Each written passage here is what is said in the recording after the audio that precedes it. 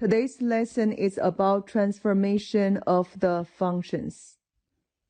First of all, let's talk about transformation rules. Remember, insider is a liar. So for this x, any number which is dealing with x, we call that is an insider. It's always a liar. So when b between 0 to 1, we got to do horizontally stretched by factor of 1 over b. When b is greater than 1, we got to do horizontally compressed by factor of 1 over b. When h is positive, you need to move to the left. When h is negative, you need to move to the right. Then any elements which is dealing with y will act a normal way.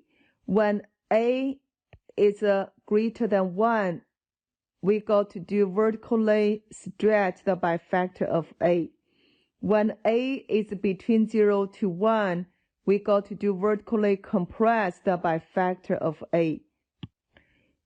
For this k positive going up, k is negative going down. For this a is a negative 1, we got to do reflect across x-axis. For b is negative 1, we got to do reflection across the y-axis. Now let's do some examples.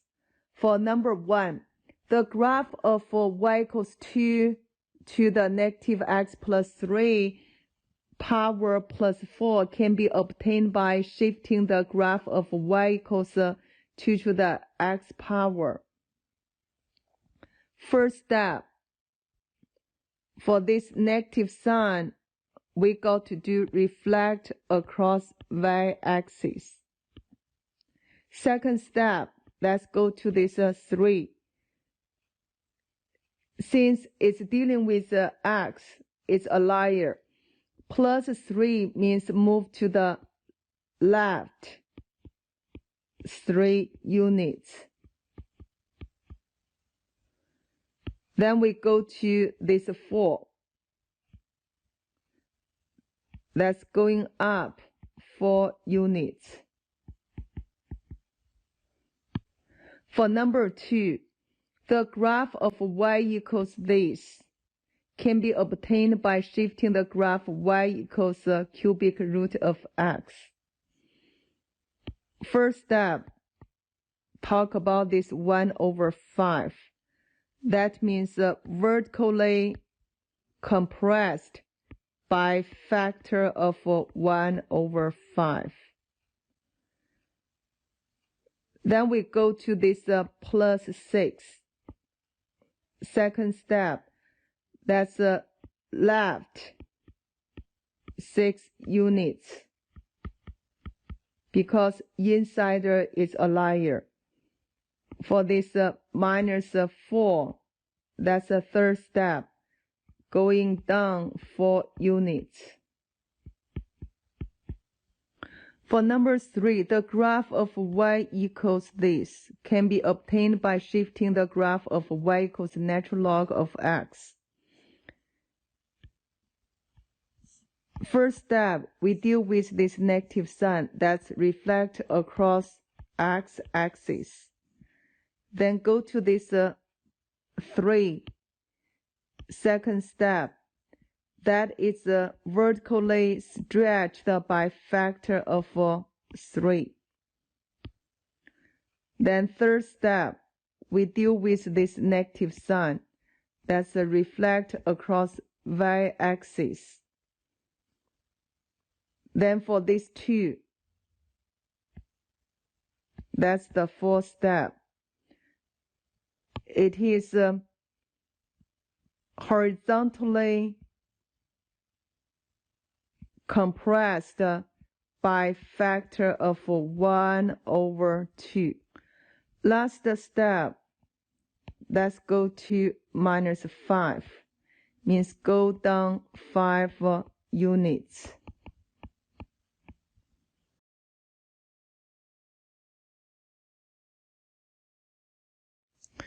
For question 4, the point -9, 4 is on the graph of the image function of fx, where g of x equals this one. What are the coordinates of the point on the graph of g of x? First of all, we need to write down the transformation according to the given function. First step, from 1 over 2 means vertically compressed by factor of 1 over 2. Second step, let's go to this 3. Means horizontally compressed by factor of 1 over 3. Remember, inside is a layer, so this 3 is a layer. Then go to plus 1. Let's move to the left 1 unit. Minus 5.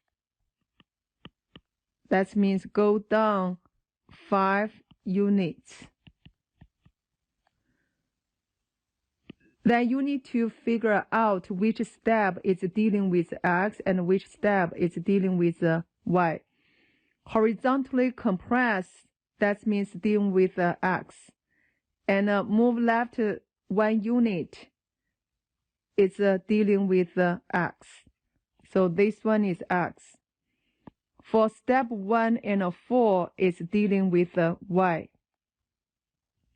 Therefore, for second and third step, horizontally compressed by factor of 1 over 3 means 1 over 3x. Then move to the left 1 unit, that means minus 1.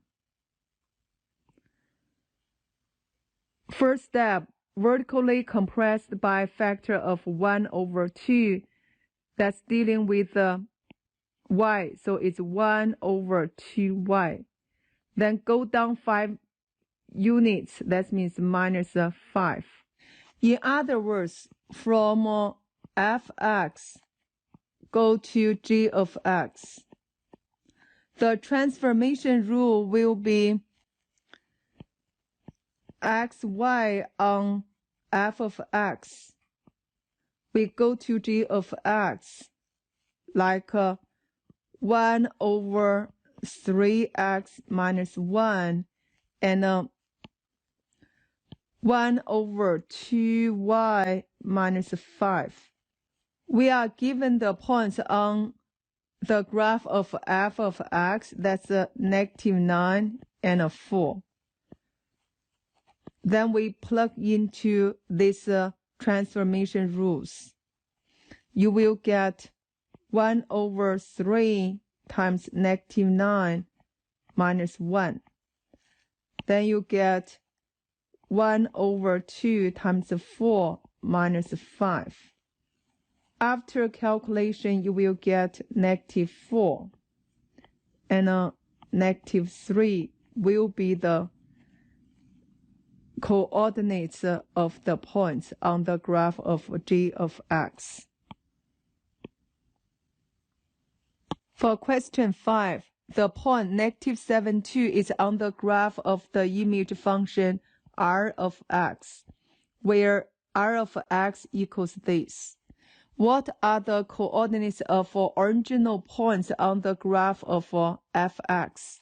Still, first step, you need to get the transformation from f of x to r of x. For r of x equals -3f of 2x plus 1 minus 5. This one is not a transformation form, so we change into f of 2x plus 1 over 2, then minus 5. Remember in your mind, the transformation function will be a of f of b x minus c, then plus d. Transformation rule will be the first step, reflect across x-axis. Second step, that's vertically stretched by factor of 3. For third step, that's horizontally compressed by factor of 1/2. Fourth step, let's go to this one. Move to the left 1/2 unit. Then the last step, go down 5 units. Then you need to check which step is dealing with x and which step deal with y. For this two dealing with x, horizontally compressed by 1/2, that means 1/2x. Then move to the left 1/2 units means minus 1/2. For y, the first step, second step, and also the fifth step deal with y. Reflect across x-axis, that means negative y. Then vertically stretch by factor of 3 means multiply by 3. Then go down 5 units means minus 5, which means negative 3y minus 5. Now we can write down the transformation rule from f of x go to r of x. Suppose this is xy, then you will get 1/2x minus 1/2, and then you do negative 3y minus 5. According to the given information, negative 7, 2 is on the graph of r of x. That means this part is negative 7, here's 2. Therefore, we can set up 1/2 x minus 1/2 equals negative 7.